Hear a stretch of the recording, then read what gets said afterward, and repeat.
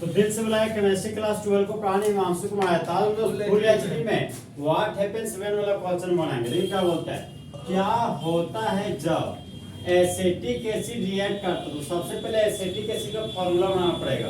तो दो कार्बन के कार्बोक्सिलिक एसिड को क्या बोलते हैं, एसिटिक एसिड। एसिटिक एसिड का फार्मूला हो गया CH3 C double bond OH। अब रिएक्ट विद लिखा है, रिएक्ट विद का मतलब होता है पॉजिटिव साइड। देखिए इसका मतलब रिएक्ट कर रहा है किसके साथ, क्लोरीन के साथ। यहाँ पर लिख दिए रिएजेंट के रूप में क्लोरीन। फिर आगे बढ़े बोलते हैं इन द प्रेजेंस। तो इन द प्रेजेंस का मतलब होता है कंप्लीट हेटेरो।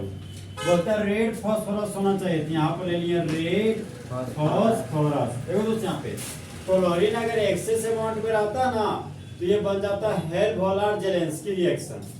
फिलहाल ये मल्टी स्टेप में सिंगल स्टेप में जाएगा बिकॉज यहाँ पे एक्सेस लिखा हुआ नहीं।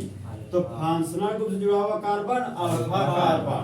तो अल्फा कार्बन से एक हाइड्रोजन हटा है, यहाँ से एक CH। यहाँ पर हाइड्रोजन मेटल है, क्लोरीन नॉन मेटल है। तो जिस तरह बेबी को बेस पसंद है उसी तरह मेटल को नॉन मेटल पसंद है। तो हाइड्रोजन क्लोरीन को लेके भाग गया, बाय प्रोडक्ट के रूप में HCl बना दिया।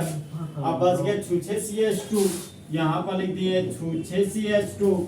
अब बचा वो एक Cl इस अल्फा कार्बन के पास जुड़ गया, यहाँ पर जुड़ गया।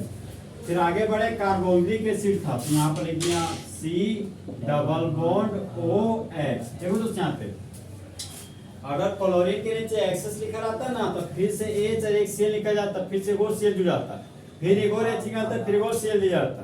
समझा? तो 3 बार क्लोरो जुड़ जाता, तीनों हाइड्रोजन को हटा के। फिर यहाँ पे एक्सेस नहीं लिखा तो ये रिएक्शन मेरा सिंगल स्टेप में होगा। तुम गलती इसको डबल या ट्रिपल लगेगा तो गलत हो जाएगा। तो सिंगल स्टेप में जाके लिखे जाना।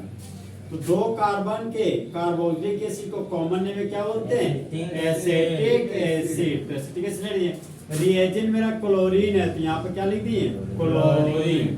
अब देखो कार्बोक्सिलिक एसिड जुड़ा हुआ कार्बन अल्फा कार्बन, तो अल्फा पर क्लोरो है तो यहाँ लिख दिया अल्फा क्लोरो।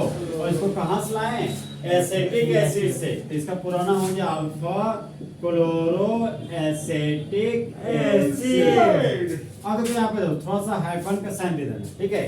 इस तरह बोलते थे नंबर अल्फाबेट के बीच हाइफन देना। तो अल्फाबेट सॉरी अल्फा और अल्फाबेट के बीच हाइफन दे देना। ओके, इस कंपाउंड का नाम हो गया अल्फा क्लोरो एसिटिक एसिड। तो बोलो जब एसिटिक एसिड का रिएक्शन क्लोरीन के साथ करते हैं रेड फास्फोरस के प्रेजेंस में मेन प्रोडक्ट के रूप में अल्फा क्लोरो एसिटिक एसिड बनता है। अब क्वेश्चन बी में आते दोस्त, बोलता है मिथाइल क्लोराइड। तो एक कार्बन के क्लोराइड क्या बोलते हैं, मिथाइल क्लोराइड। देखो तो CH3 में एक खाली बॉन्ड आता है तो इसको बोलते हैं एक कार्बन के इलेक्ट्रॉन मिथ, खाली बॉन्ड के लिए Y है तो इसका नाम क्या हो गया मिथाइल क्लोराइड। लगाना तो यहाँ लगा दिए Cl, इस कंपाउंड का नाम क्या मिथाइल क्लोराइड। यहाँ पर लिख दिए मिथाइल क्लोराइड, यहाँ पर लिख दिए मिथाइल क्लोराइड दोस्त। फिर आगे बढ़े, बोलते हैं इज ट्रीटेड विद का मतलब पॉजिटिव साइन।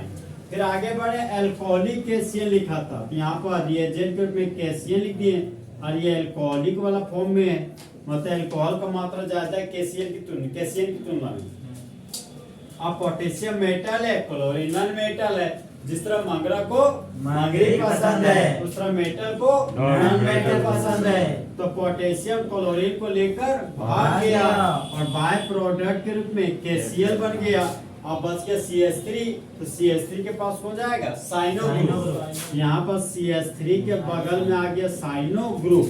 तो CH3 को बोलते हैं मिथाइल और Cn को क्या बोलते हैं साइनाइड। तो इस कंपाउंड का कॉमन नेम हो गया मिथाइल साइनाइड। मिथाइल साइनाइड, इसका यूपिक नेम भी याद रखना, ठीक है। दो कार्बन के लिए E, सिंगल बॉन्ड के लिए N और साइनाइड को यूपिक में क्या बोलते हैं नाइट्राइल। इस कंपाउंड का यूपिक नेम हो गया इथेन नाइट्राइल। क्या हो गया इथेन नाइट्राइल। तो बोलो जब मिथाइल क्लोराइड का रिएक्शन अल्कोहलिक एसिड के साथ करते हैं तो मेन प्रोडक्ट के रूप में मिथाइल साइनाइड बनता है। अगर रिएजेंट अल्कोहलिक एसिड ना देकर अल्कोहलिक एजिशियन देता तो क्या बन जाता मिथाइल आइसोसाइनाइड।